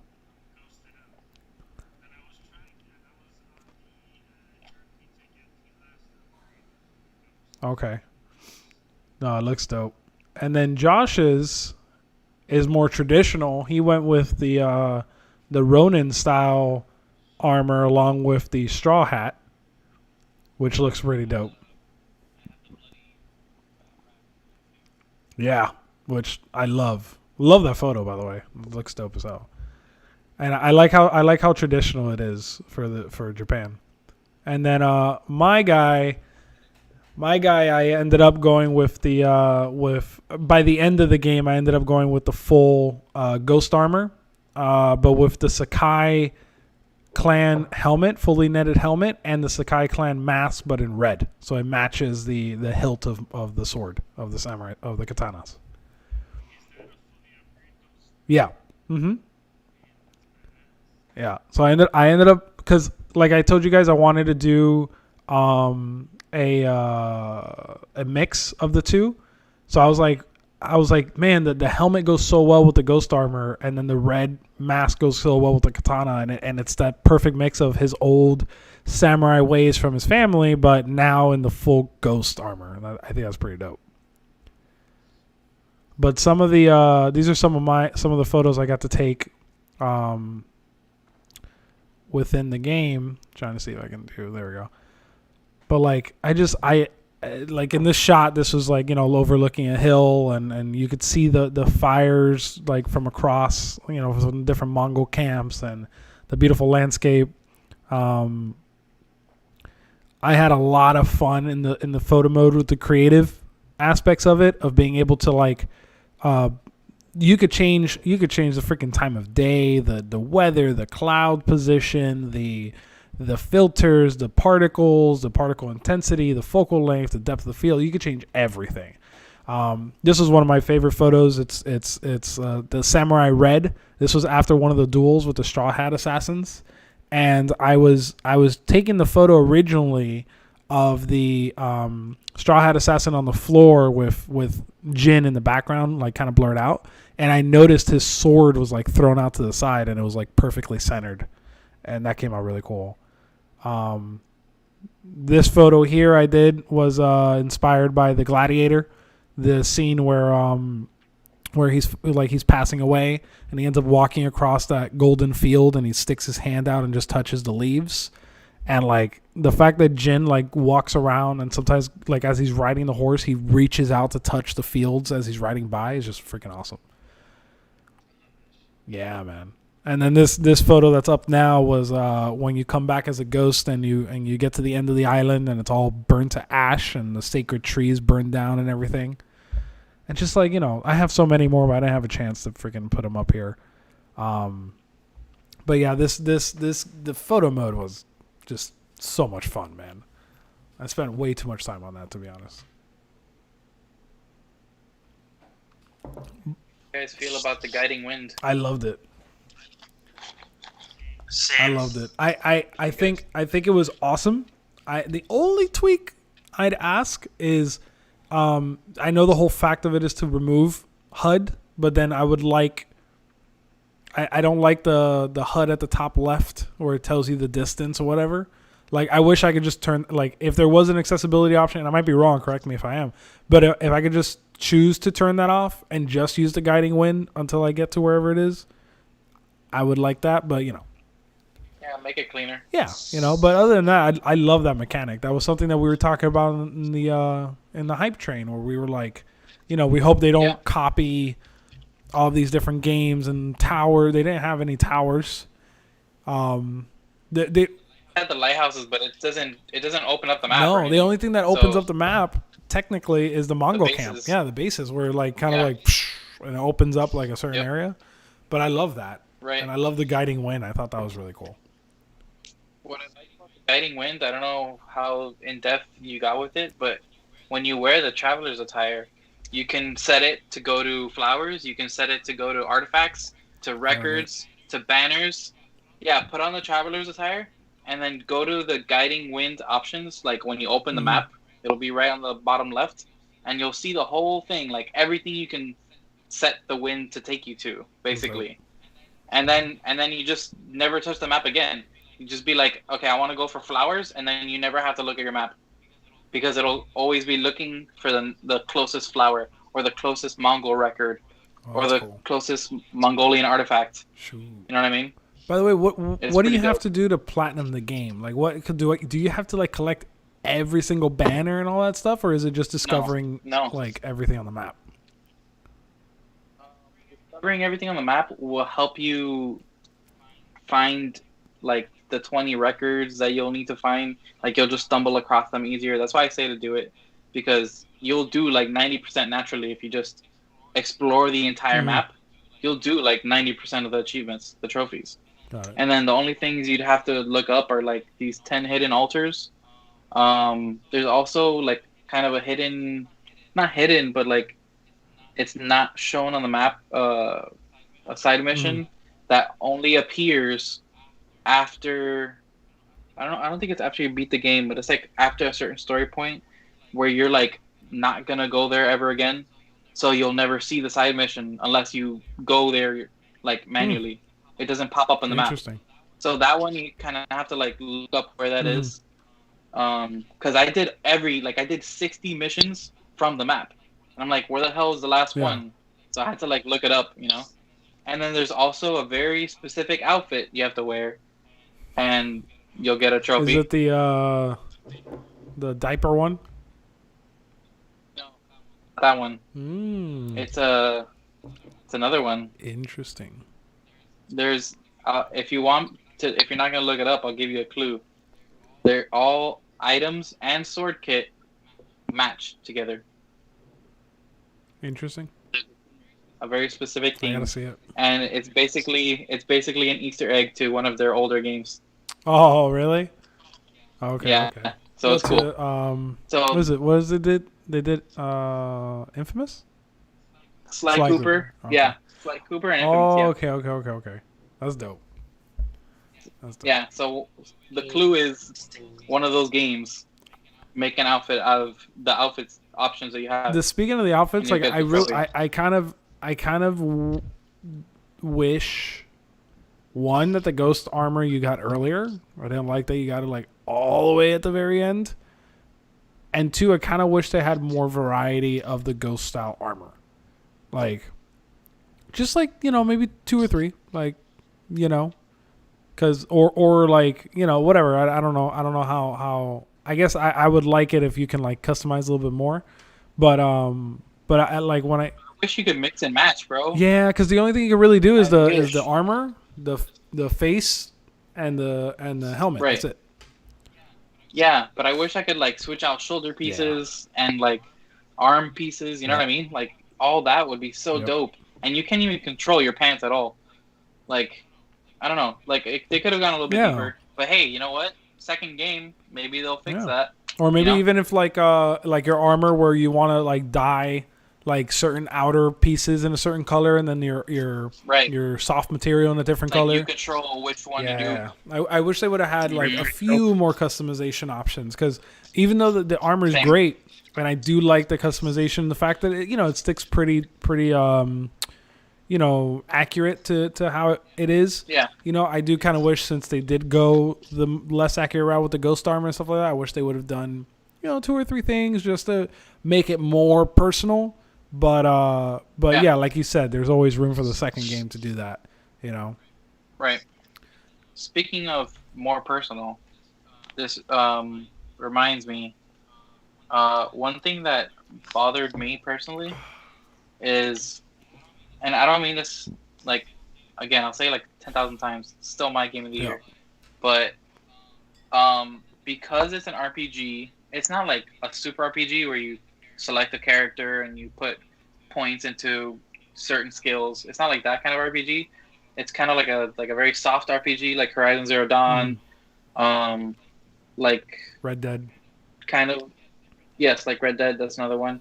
So, but the thing is, like, I wish it was a little bit more like Red Dead, in that you had a meter where, let's say, the more ghosts you are, like, you get a certain ending, or people react to you differently. And if you go more samurai, because the thing is, I was personally, I wanted to fight like a samurai because ninja didn't exist yet. You know what I mean? So I just wanted to like go at them and bonk them in the head like a million times, because that's what would have happened. You know what I mean? And it was funny because like I'm out here killing people with my katana like in broad daylight, bro. And then like 2 seconds later, they're like, "You've been very dishonorable." This and that. And I'm like, no, I haven't been, but the story is treating it like I am. So I wish like there was a little bit more leeway, a little bit more RPG, because the thing is, like, at the end of the day, that's what the whole game is about. So it'd be cool if like you tailor it to yourself. I think it's also because they don't force you to really be they don't really force you to be sneaky, because I didn't feel, other than the very, very beginning where I had no idea what I was doing, like, I never felt like I couldn't handle it. I was just like, let's go. Like, the more the better. Let's go, Yeah. And so, but there's like 3 or 4 that you can't be spotted. Yeah. And you have to be. Yeah. But in those, I wish like they had not, because like, yeah, in those missions I was like, okay, but I think I wish they would have had more of missions where you're forced to sneak around and forced to have to do like certain, like you have to assassinate this guy without being seen or whatever. And then that's when you get those story moments where it's like, I've never seen a samurai fight like that before. Like, but when I'm like just chopping him down like a samurai, like you said, and they're just like, I've never seen a samurai fight like that before. I'm like, this is literally how everyone else fought. What are you talking about? So it's kind of like immersion breaking in that sense. You're right. So that's like, I mean, but I don't give a fuck. Like, and the funny thing about the stealth too, now that we're going spoiler filled, because I wasn't being stealthy, like I would get assassinations by mistake, because I'd walk in, but no one would see me, and I press square, and that's the assassinate button. You know what I mean? So like, I would be a ghost by mistake half the time, because they just wouldn't be looking at me. They were kind of, they didn't have like that great awareness. No, the The AI. AI. That's the other thing when it Like, comes I to the was sneaking. running around. The AI sucked when it comes to sneaking around. Like I could run up to them Yeah. behind and they wouldn't even notice. I would do that Yeah. constantly. By the Yeah. end of the game, I wasn't even like hiding in grass. I just just kind of weaved in between them. No. Like, all right, whatever. Yeah. Yeah. You know. I wouldn't even weave. I'd kill them. Yeah. So Like one by one. if they had more of like like in The Last of Us Part 2, the AI was probably the smartest AI I've ever played against. But the fact that they can like look under, or even if you're in tall grass, if they get near you, they could see you. Like little things like that. those things is what allow to be sneaky makes it much more interesting, because then it's like, okay, Right. like now it gets really serious. Now I got to be more tactical. But a lot of the way they set up, and then it makes sense to create a build around it. yeah, You know what I mean? And but also the way they set up those sneaky missions, the way like for you to actually be like quiet and like sneaking around, it actually sets it up very linear. Like I'll look and I'm like, okay, they already set up a ramp off of a trailer that goes into a house, and from the house I see the cable that leads me right to the place. There's a tightrope. And it's like, I know you already set this up for me, so I don't even need to worry about it. Mm-hmm. But like if it was more like, no, It's just a you timing got thing. plenty of options, but like you gotta do it yourself, and the enemy's a lot harder. Like Metal Gear Solid 5. Like then it's like, all right, cool. Like if I snuck into the Khan's castle, like if that ending fight with the Khan, imagine that last mission, but you have to sneak into the Khan's tower, and it's filled with Mongols, and they're ridiculously lethal. And you gotta sneak in, and you use all your little tricks and tips and whatever, and then you sneak into his quarters, and then in the quarters you have that one-on-one battle between the two. And then you end up like, I don't know, like breaking through one of the windows or something, landing on the ground, and then that's when it gets into the epic like ship battle shit. Yeah, with multiple people. Yeah, but like all the way there, like you're sneaking, and it's like it's intense and it's heavy, and there's like like little moments like that I think they could have done to make it more worthwhile for me to be the ghost, because I was chopping people down like nothing. Hell yeah, dude. But other than that, what would you say is your top 3 favorite things about this game? I wasn't prepared. I would, from the top of my head, the fighting dynamics. What is your favorite thing about the fighting? Give me one thing. What's your favorite thing about the fighting? I found myself a lot finding ways to jump off of a rooftop to assassinate people. Okay. So, like, if it was very simple where the guy was, like, right in front of me and I could assassinate him very easily, I would find a way just to simply get on a roof so I could run and then... So you just... Every time. You just wanted to make your Batmaning easier. Sure. And I also really liked running, jumping, and kicking midair, like... Oh, yeah. I would do that all the time. All the time. I'd always jump up and then like strike. Like I would always like I'd run up to them, jump, and then do the strike. It was always fun. Yeah. Yeah. I would say that. And what I said to earlier, the whole finding myself not riding the horse on like the middle of a forest, like that, just walking through, hearing the environment, just feel. Immersing yourself I in like, yeah, and I don't know if that's an association to the exploration, like being able to find, different treasures and shit like that. But I would say it's, again, how we've been touching the subject, that it is one of the best PlayStation 4 games right now. I mean, I would imagine when Cyberpunk comes out, it's going to be a little bit of a battle there. But I think the exploration in the open world will probably be my third. Well, and that's interesting because you don't like open worlds. Not that you don't like it, but you don't prefer open world like games. No, not at all. Like I've never played Skyrim, and I feel like this is kind of like that in a way where it's like very like, okay, you have your main quest, then you have your side quest, then you have your other side quests. Like there's side quests with the people that you play There's side with. quests within side quests within the main quest of the side quest. Yeah. Correct. So like even That's after a little bit more Witcher. Yeah, so even after beating the game, I'm still having the urge to play it and defeat getting all the camps, doing all the side missions, and essentially doing all that stuff. But like with any other game, like I wouldn't have cared. I would have beat the story and then like that's it. Dejadlo ahí until I got the urge to play it again. But with this one, I found myself wanting to play more just to do the side quests and the missions and all that shit. So. Okay. Yeah. So yeah, for sure. Love it. Love it. Love it. Love it. Josh, top 3 things. Stances. Okay. For sure. I liked the armors, like all the different styles, because like they're all pretty accurate. I mean, not like to that time specifically. Well, except for the Sakai. The Sakai armor is like pretty out there. Yeah. But like all the other ones are pretty. Armors. Yeah, it looks badass, but it's totally fake. Yeah.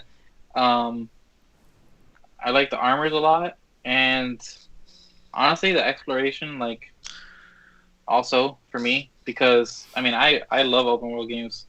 Yeah. And what? Oh no. I'll say something very specific about the exploration. I love that in every area, you know where you are, because the buildings are a certain way in the first act, the biomes are a certain way, like the forests are a certain way, the beaches are a certain way, and then when you go to the second area, I thought it was gonna be like, okay, we're gonna see more of the same, but nope, we have bamboo forest now, we have this other kind of like rivers and creeks, and everything looks different. And then at the end, you have all the snow. So it's like everything snow and ash. Yeah, snow and ash. Yeah. So it like every single time, like the map changes, it's actually like impactful. You know what I mean? Yep. Because you're not doing the same thing over and over and over and over and over. It's not another forest. It's not another plain of grass. You know what I mean? Flowers. Like each, like, I think, I can't even recall, like, usually it's like pampas grass, but like there's one blue flower field, there's one red flower field, there's one purple one, you know what I mean? And there's like small patches, but like you have like an iconic one of each thing. Yep. You know what I mean? It's not like multiple that it becomes repetitive. Yep. And also like the golden leaf forests. Like it's just gorgeous in there, you know? Bro, just God. Yeah, they like the game had some of the most beautiful landscapes ever, and that's for me that game had some of the most beautiful landscapes ever, and that's that it's based off of a real place. Like it's not sci-fi, it's not fantasy, it's not some made up land. Like no, it's legit. It actually exists, and it's like.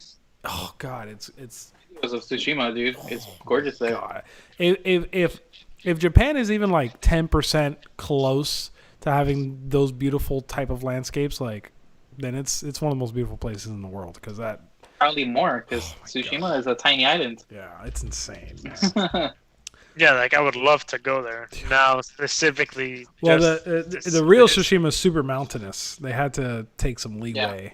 On that, but still, like there are some they based a lot of the real island of Tsushima into this game. They went on a trip there for I think 2 weeks or something like that, and they took photos all about it, and they modeled it. If you look at the actual island of Tsushima, it matches pretty well to this.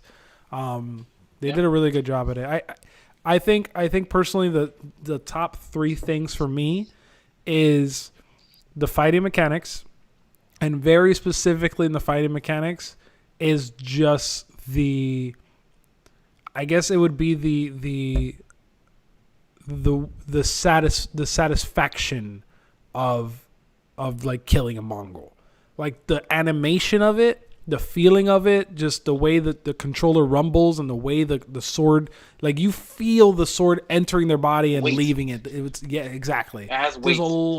There's a lot of weight into it. It's not.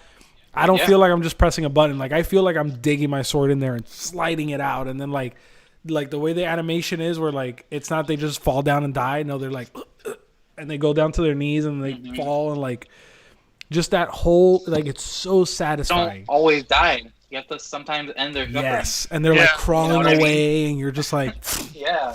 And then you throw away the blood with the sword, and just just the weight and the satisfaction of the way they did it. I haven't felt that since God of War. God of War for me is still God of War for me is still probably the best fighting mechanics I've ever played, but it has a lot of moments where you just, like, virtually all of it, but when you're using the Leviathan axe specifically, it has a lot of weight to it, especially when you call it back. And I felt that a lot in this game with the fighting. I thought that was super satisfying. My second favorite thing about this game is how easy it is to play. It's not complicated. And it's not complicated, and it's so easy to get into and just have a good time. Like I haven't had this much fun in a game in a while, man. Like since Spider-Man, I guess, would be the last time. Like I got, obviously Last of Us was super depressing and everything like that. But this game was just fun. Like I had a great time. I loved fighting. I loved looking at everything. I love exploring. It's so easy to play, and it's like Sekiro, like beautiful game, it's very technical, and it is a great game, but it's very difficult to get into because it's so hard to play, and that's the most beautiful thing about it, and then that's the biggest downside about it, is because it doesn't. That's how it like cuts the two sides of people really hard. Yeah, and it's like either you can get through it or you can't. Yeah, and but even if you can get through it, it's still it's a very difficult game to to really throw yourself into and have a Sekiro, at least for me, this is my own personal opinion. But Sekiro, like, I love Sekiro and I love how hard it is. I love how technical it is. I love how timed it is. But it's and considering that it's also a Japanese game that came out within the last 2 years, just like Ghost of Tsushima, it's even though you can get through it, it's just so hard. It's so frustrating that I personally, like, I feel super satisfied when I win. I'm like, bro, like, I put in the work and I did it. Like, yes. But I don't feel like I'm having that much fun because, like, the whole time I want to break my freaking controller. And, like, I get that that's the point, but I don't feel like, oh my God, I want to jump in there and play so much because I know I'm going to get stressed out. But with Ghost of Tsushima, it has the opposite effect for me, where it's like, I could make it harder if I want to, and I can do that, but I still have such a good time playing it. It's so easy to get into and, like, enjoy, and then I guess my third favorite thing is just the art design of the game. Like, it falls into the photo mode, but the game literally looks like concept art that you get to actually play. Like, it's not I can't think about a more beautiful game. The last game that looked this level of beautiful was The Witcher. And The Witcher was super fantasy and made up, and it was very excessive in the sense of, like, the sunsets were very dramatic and everything because it was a very fantasy world, and it worked for that world.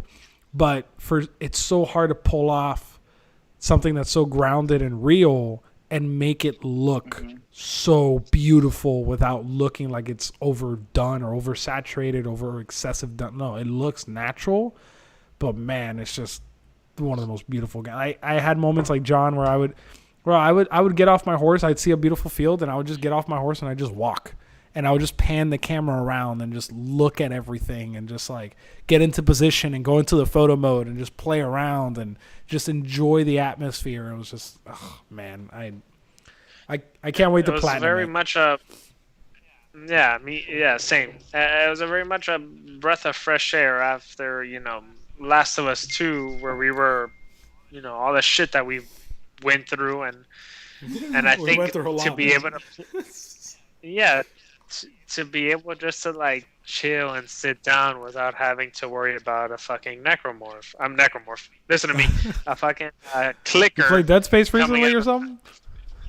No, this whiskey's good as Okay. fuck. A fucking clicker come out of nowhere, and not one but like five, Yeah. and having to being able to play a game without being like, oh my god, what's gonna happen, like without having to go through the whole game and like solely for just finding out what's gonna happen. I mean, because obviously in the beginning of Last of Us, it goes fucking astronomical with what happens with Joel, versus this game, we kind of like go with the flow, and it being open world, we get to enjoy the little things, versus Last of Us. I think you just made an amazing fucking point. And that's that this I couldn't put it into words. So I didn't think about it that way, but this is why I love this Yeah, it talk, was- because Josh it's opened up my super high- mind to like the storytelling aspect of the game, and you just opened up my mind to the gameplay aspect of the game. And that's so true. In The Last of Us Part 2 or in recent games, some games, it's you're playing it to see what happens. The gameplay of it and the game itself is like, it's second to like what's going to happen with the story, what's going to happen with these people, I just want to get to the next part, to get to the next cutscene, to see what's happening. And in this game, in this type of game, and in the way they did this game, not only did I want to know what was going to happen next, but I also enjoyed the actual game world, the actual game mechanics, the actual, like, everything. I actually enjoyed everything while I also wanting to know what happens next. And I think that's something that's been lacking recently in video games. That's actually, now that you bring that up, that's kind of why I bring up like Doom and Sekiro as like top games, because it's that other side that you just mentioned. It's like the gameplay side of it, where like you have some games that are about story, but then you have some games where you just want to enjoy the mechanics. You know what I mean? And speaking of Doom Eternal, Doom, we were talking about Doom because it was 2010s, but in Doom Eternal, you're like constantly cycling through guns, because you have to like find the right gun that works against the weakness of the demon. Mm-hmm. So you're constantly doing a physical dance, but also like a gun dance of like, okay, I have to figure out what's best, whatever. And that's exactly how it feels to play Ghost of Tsushima with the stances. Yeah. Because you see your enemies, and then you're like, okay, I need to get this out. Okay, I need to get this out. I need to get this out. And you're constantly switching everything based on what they come at you with. And it's awesome. I love that little dance. Yeah, because it's not like a repeat. Like, okay, now these people are going to come. I'm just going to da-da-da. It's like, I have to do the moon stance or the water stance or the sword stance or the steel, whatever. And but the same fundamentals are there. Like, you still have to parry, you still have to block. Mm-hmm. But you have to be on your toes, because if not, you're going to be doing so much wasted effort. If you're like on stone stance against a spear dude, you're not going to ever break his posture. Yeah, so you're never going to stagger him. Speaking of, since we're on that subject, that was one little thing that I hope they can fix if they ever make a second one.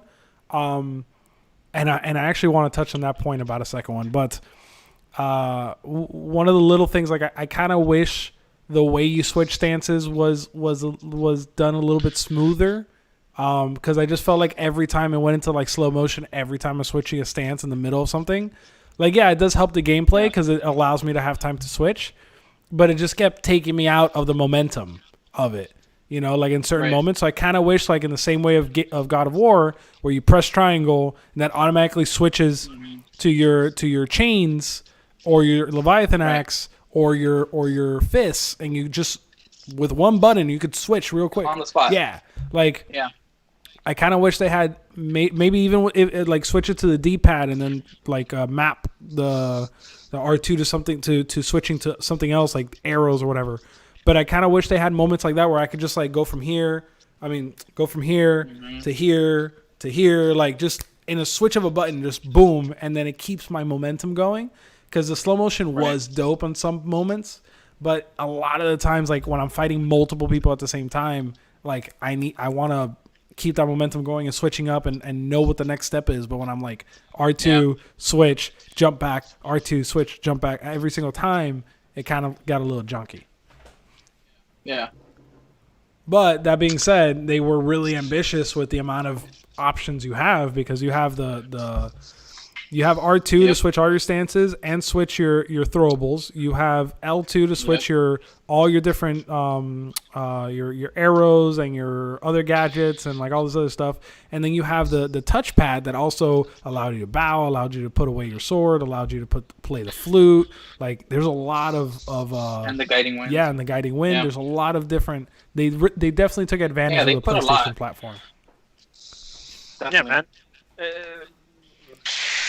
Which goes to what I was saying earlier about the different style of game. That's like for example, when the Avengers come out, it's going to be a whole different experience than what this game is about. You know. So. Oh, by the way, I just thought of something. The I don't know if you guys noticed this, but in the end of the game when you're about to fight Shimura. And they go to their separate sides. I don't know if you noticed, but when they go to their separate sides, the ground is split between red leaves and white leaves, right? And Jin goes to the white side. Shimura goes to the red side. And now Shimura obviously is gonna die. So I doubt that. Well, who knows? Maybe this is what they intended. This is just my interpretation of it. But just the fact that, I think he knew he was going to lose to the Ghost. He already said it. You're my best warrior. He said it again. And he said earlier, with the years I have left, I'm going to spend making the Mongols fail. Like, he knows he's old. Right. He knows that he's the best warrior. He knows all this stuff. So he knows he's going to lose. And so when he goes into the red side, like, it's kind of like that visual representation of he's going to die and he's at peace of it because, he knows what he has to do.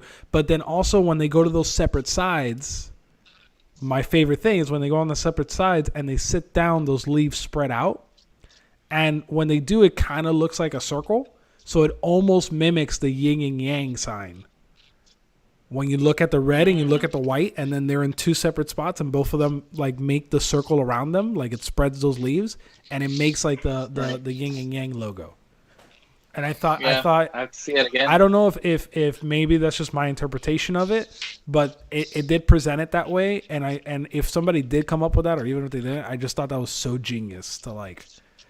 You have the samurai, like the full-on samurai way, and you have the full-on ghost way, and it's the yin and the yang, the balance between the two in order for them to progress. I thought that was awesome. It might be the whiskey talking too. Who knows? Maybe that doesn't actually exist, but at least I think it did. Man, holy shit! I don't know how many cups you're down, but I'm like 3 in. I'm on my second, but this is pretty strong. Yeah, it is. But whiskey. That game, definitely is my favorite game of the year, man.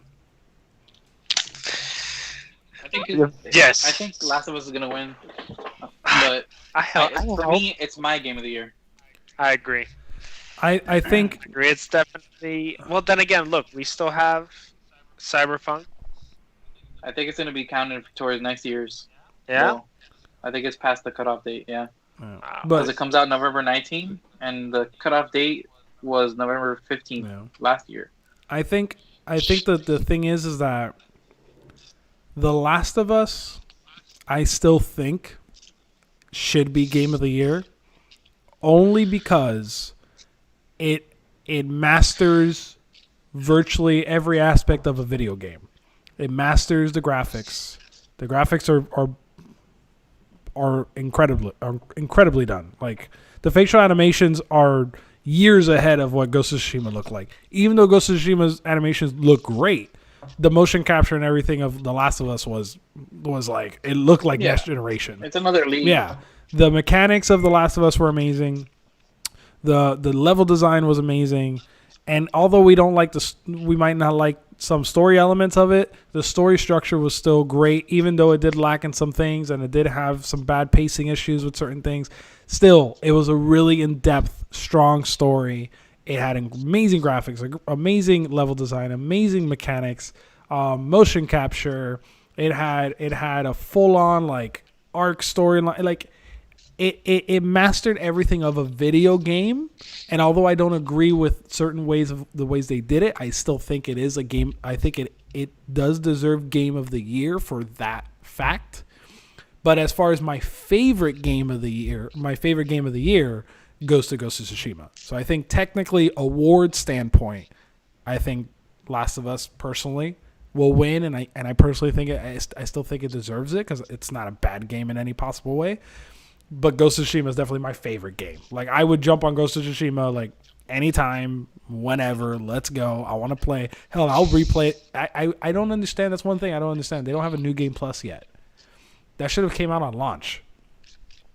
I think it's for the same reason that Jedi Fallen Order didn't do it right away, because it's like the story is gives you the skills at certain points. Mm-hmm. So if you like start over the story with everything, and then you're like, here is this bow that you've been using for 10 hours already. Yeah. You know what I mean? Yeah. It kind of like doesn't make sense. Yeah. But I think like it's the same thing like in God of War when you and if you haven't played, I guess stop listening. But when you get the swords, the Chaos Blades, right. It's a big moment. So when you do New Game Plus, you already use the Chaos Blades the whole time, and then you get it again. It's still a great moment. You know, like I understand, but this game like lends itself to having. I think they will do it eventually. Yeah, I think they will too. I just wish it would have came out on launch. I just think that's why it's not there. Yeah, exactly. Yeah, especially because like that's the reason why. I'm not like I love Ghost of Tsushima, and if I could do New Game Plus, I would do it now because once Cyberpunk comes out, there's not enough time, because around that time is Cyberpunk, it's Assassin's Creed, and it's Miles Morales, Oh my god, that's PS5. Yeah, but that all comes around like Cyberpunk. Honestly, I think is Cyberpunk is a PlayStation 5 game. They're just coming out with it a little bit early to help sales out. That's all they're doing. So it's gonna come out in September, and PlayStation 5 is probably gonna come out in November. When was Halo 5? I mean, Halo Infinite was just a holiday. November. That's when they're gonna come out with the new consoles because that's gonna be the launch. That's going to be the launch game for Xbox. And so PlayStation's got to meet them at the same time. So it's probably going to be in November. Cyberpunk comes out in September. So no, it comes out in November. Oh, November? There you go. So it is a PlayStation 5 game. Back. It's going to be a PlayStation 4 and 5 game, and Halo Infinite will be the launch title. It's going to straddle both. Yeah. So right now you have a gun up to your head. They ask you the best PlayStation 4 exclusive. We're not game. doing this right now. That's for another video, bro. I hang up. We're doing that. That's okay. So now that you bring that up, if anybody's watching, and we will announce this later on, we're gonna have a tournament where we're gonna argue about what we think collectively would be the best game in the past decade. Then we're gonna have another episode of the best PlayStation exclusive. And then we're going to also have an episode, which I haven't talked to you guys about, but I think you guys will agree. And we're going to have an episode of what we think is the worst game probably ever made or in the last decade. In the last decade? Yeah, okay. or ever made, whichever one is harder because that would be a much funner conversation. It's probably, for me, it's like they're probably both the same game. But anyway. Anthem? It's up there. No, Anthem would be the worst. There's a few. Yeah, I know. There's a few in there, but that would be a fun conversation to see which one we think is it's collectively the worst game we've ever played, and then we should have a video of us playing it. That would be fun. Oh my god! Please, but leave us. Bring a vaccine. But so we can play I together. think that is the end, unless you guys want to say anything or want to bring up anything else to discuss about this game. I'm pretty tapped out. Not that I could think of. All right. Other than the overall score of it being like a 9.5 out of 10. I thought you were talking about the music because the music was great too. Oh, no, Yeah, I like the whole game overall 9.5. Musical Yeah. score. Yeah, I would personally give this game an 8 out of 10. And the only reason I don't give it, I can't even think of a game that I would give 10 out of 10. I can. I could think of a handful of games I could give 10 out of 10, like ever. Uncharted. Yeah, Uncharted is definitely one of them. We'll have the discussion on that in the future, but I think that I give this game like a 8 out of 10. Realistically, I should be giving it like a 7.5 out of 10 for my own personal idea of what I think that would be. But I'm giving it an 8 out of 10 because it's my favorite game of the year. It's the funnest game I've played in a long time. And the only reason it doesn't get a 9 is because there's certain things on it that's a little pre-generation or I guess like old school is the best way to say it. Like again, the cutscenes, the dialogue animations, the some of the fighting scenes, like when you get into the duel. Like one thing I always got mad because I was like, God, you guys couldn't spend just a little bit of time to fix that. But just when you're going to the duel, hold on, I gotta present it. Okay. Where you're going to the duel and like he goes like this. I know and then exactly he just goes what he's. that. I hate that it goes from that, and then you're already in the cuts. Like you're already in the stance. Like from that to here.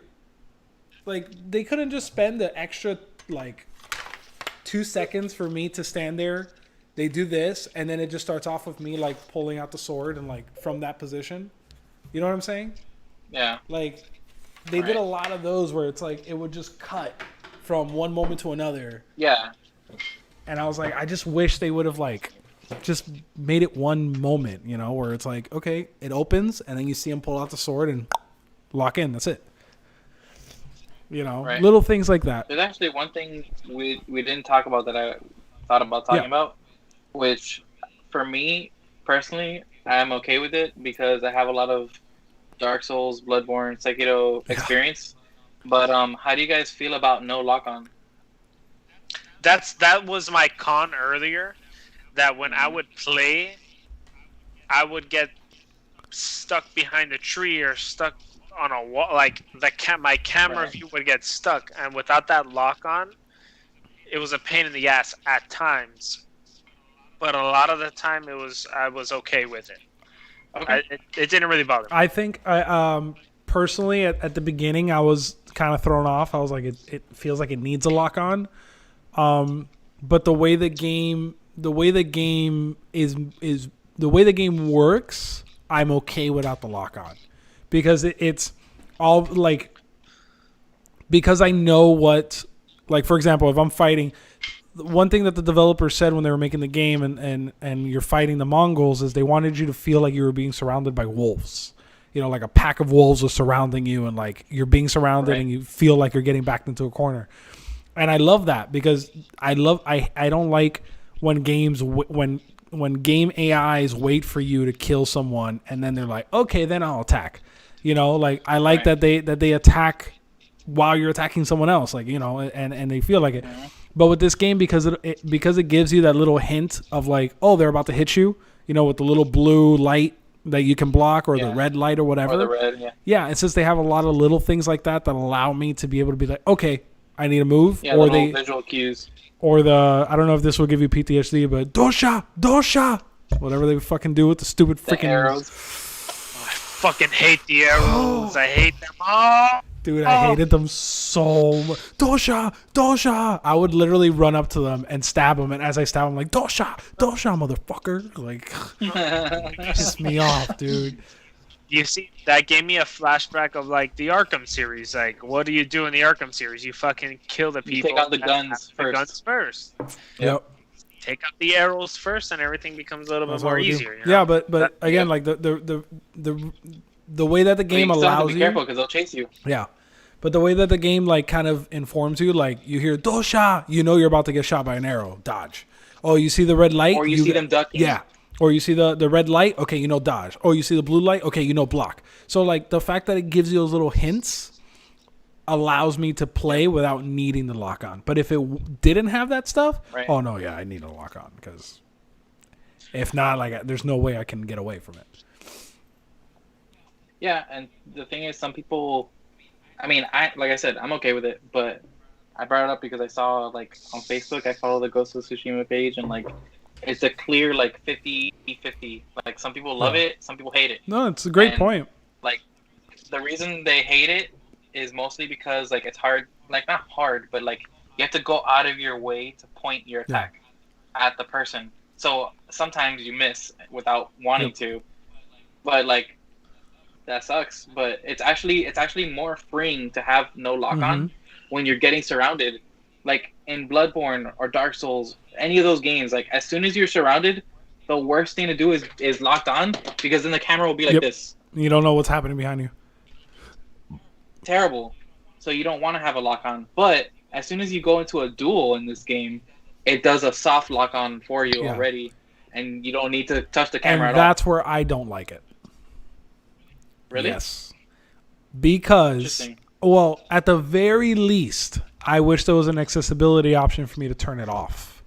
Because in the original gameplay demo of Ghost of Tsushima, when you fight, what's her name? The one that they kill their family? Masako? Lady Masako. Yeah, when you fight Lady Masako in the original gameplay trailer, the camera was kind of locked on to where you always looked at the sunset, and it gave you that constant cinematic feel. Right. And then they were, the camera kind of moves like this, not in a 360, but more like this to be able to see. Like like Tekken-y. Yeah, exactly. Like kind of like Tekken. But really cinematic, and you could still see what the moves will be and stuff like that. But it was very cinematic, and I wish I had that option because when I did see that, I was like, "Oh, that looks amazing." And so when I played the game, I was like, "Man, I kind of wish they still had that because like I would purposely want the camera point to be back more." Yeah, I would prefer like I'd rather prefer to have the option of like either cinematic. Or have a little switch where it's like, do you want the duels to be cinematic or do you want it to be, more gameplay or whatever? And then I wish the camera was just a little bit more back, a little bit more wide, and then kind of in a pivot with facing the most beautiful area, which is the sunset or whatever the case may be. Just because Abby fight, the last Abby fight in the beach. Yeah, something like That's exactly what you're talking about. Exactly like that. Great point. And like those were little moments I was like, I would literally play the duels and I would purposely aim the camera wherever looked coolest and try to keep it there, because then if I want to take a photo of it, I know exactly where I'm positioning. But like if it's like the way it is now, it's like very, you're in a circle and you're just like the camera's just following you everywhere. But in regular game, I don't like lock on either because the problem is with lock on is that a lot of the times you're trying to lock on this guy, and then like a guy runs in front of you or something, and then it locks on the other guy, and then you're swinging the wrong way, and you're just like, I hate that shit. Or like sometimes you're just swinging around the analog, and by accident you're not locking on the person in front of you, you locked on the person behind you by accident. What I wouldn't have minded is, again, we've brought it up 1,000 times, is like the Arkham Knight dynamics where like you'd be locking on and then once you've like hit one, then when the other guy's gonna hit you, so then you like dodge and then you da-da-da and then you dodge and then da-da-da. I think that I wouldn't have, if they would have gone the route of lock on, I think that dynamic would have been it would have been a cool mode if there was like some type of mode where it's kind of like ghost mode, but like you would counter and it would be very cinematic or cool looking, whatever, like a little animation. Or like if the person comes, like if it was like, how you get the red light, you can't block. The blue light, you can block. You can parry. Yeah. But if there was like a yellow light or whatever, and once you get like a certain meter that you build or something, and when it turns into a yellow light, if you block it, it does like a really cool like execution animation, where like it like breaks the spear and like. If they ever make a future game, I think they're gonna add in executions like that. I don't know how it'll work, but they definitely are going in that direction already. I would love that. because there's some like I would do them myself. I would like use the Heavenly Strike as the last enemy standing, and he has like a tiny Yep. bit of health. I would use the Heavenly Strike. Like that was my Yep. execution. Agreed. You know what I mean? Yep. So I think they're gonna do that to make it easier. I would hope. I would love it again. Like I said, if they can include a mechanic where you have the red light where you can't block, the blue light where you could parry, and the yellow light where you would execute, it would make a lot of sense because then you build up the meter, you see the yellow light, you block it at the perfect time, and he does an automatic execution, like gets him down to his knees and slices his throat or something, and then like throws him or some shit, or like different. Like Sekiro, Yeah. when you break their posture. Exactly. It's like Like little things like that, I think would have been. And again, nothing of what we're saying is it doesn't knock down the game in any possible way. All we're saying, everything we're saying for anybody who's watching, whoever, we're just is fantasizing. this the things that we are, but at the same time, these are things that is beautiful because it could be a possibility in the second game. I think that's one thing they did beautifully in this game is that they gave us a lot, and I mean a lot, but they didn't give us everything. So it allows us to want a second game. But that being said, at the same time, I'm kind of happy with this one. I am. If they went out and did I'm happy with the way they did this one. If they decided to leave it one and done and make another IP, like I'm okay with that too. So I think that shows how well of a job they did. That I'm happy if they make a second one because I do have the trust that there's so many opportunities for them to improve it and make it better and add more stuff. And it's Sony. Like they're gonna put the money into it. With the success that it has, hell yeah. But then I also love that the fact that it was done so well enough and the story concluded well enough that I'm like, it's okay. Like I love it, but you can make a new IP. Like I'm good with the story, I think the biggest problem I have now is that I need more samurai games because that combat was too delicious. It was like great. way too delicious. I hope Valhalla has the same. You already know. Same what? I hope it has somewhere close of some sort of dynamic to it because I love the Assassin's Creed franchise before the last three of them. So I have a little hope that I'm there with you, man. Hopefully the Vikings. Josh is an Assassin's Creed hoe. Yeah, like I mean through and through. But even I'm not looking forward to Valhalla. I think I would categorize you as the Assassin's Creed sugar baby because like you go, you take everything that it has to offer, and then you leave. Yeah, but like I haven't. That's exactly what I do. I haven't been dedicated to an Assassin's Creed game since like Black Flag, and even Black Flag for me was pushing it because like after Ezio and even the third Assassin's Creed, I was like, damn, like there was something missing. Like I don't know. I know you guys like that whole dodge and hit dynamic of the new ones. I fucking hate it. I think they need to refine it a lot more because it's kind of like copying other games. Yeah, the combat they totally changed to copy other games, but the thing is they could have refined what they originally had. Yeah, you know what I mean? %. Because when I was playing, I don't remember if it was Odyssey or the one before that one. Once they changed the fighting dynamics, I was like, I'm out. See, Origins and Origins, it worked for me. Origins they did it a lot better. They did it great because so what happened was Black Flag for me also. I loved Black Flag, but I also didn't like it only because not that I didn't like it. That's harsh, but I didn't like the idea of like you have an assassin who's not really an assassin and never actually turns into an assassin. So then why are you calling it Assassin's Creed? Like. I like him. I like the idea. I just felt very like he's got to like I get it, but like at the end, like make him an assassin. He never actually becomes an assassin. So he's, for me, I was like that kind of broke it for me a little bit. But since then, Origins for me I thought was awesome because Origins did change the gameplay dynamic of it.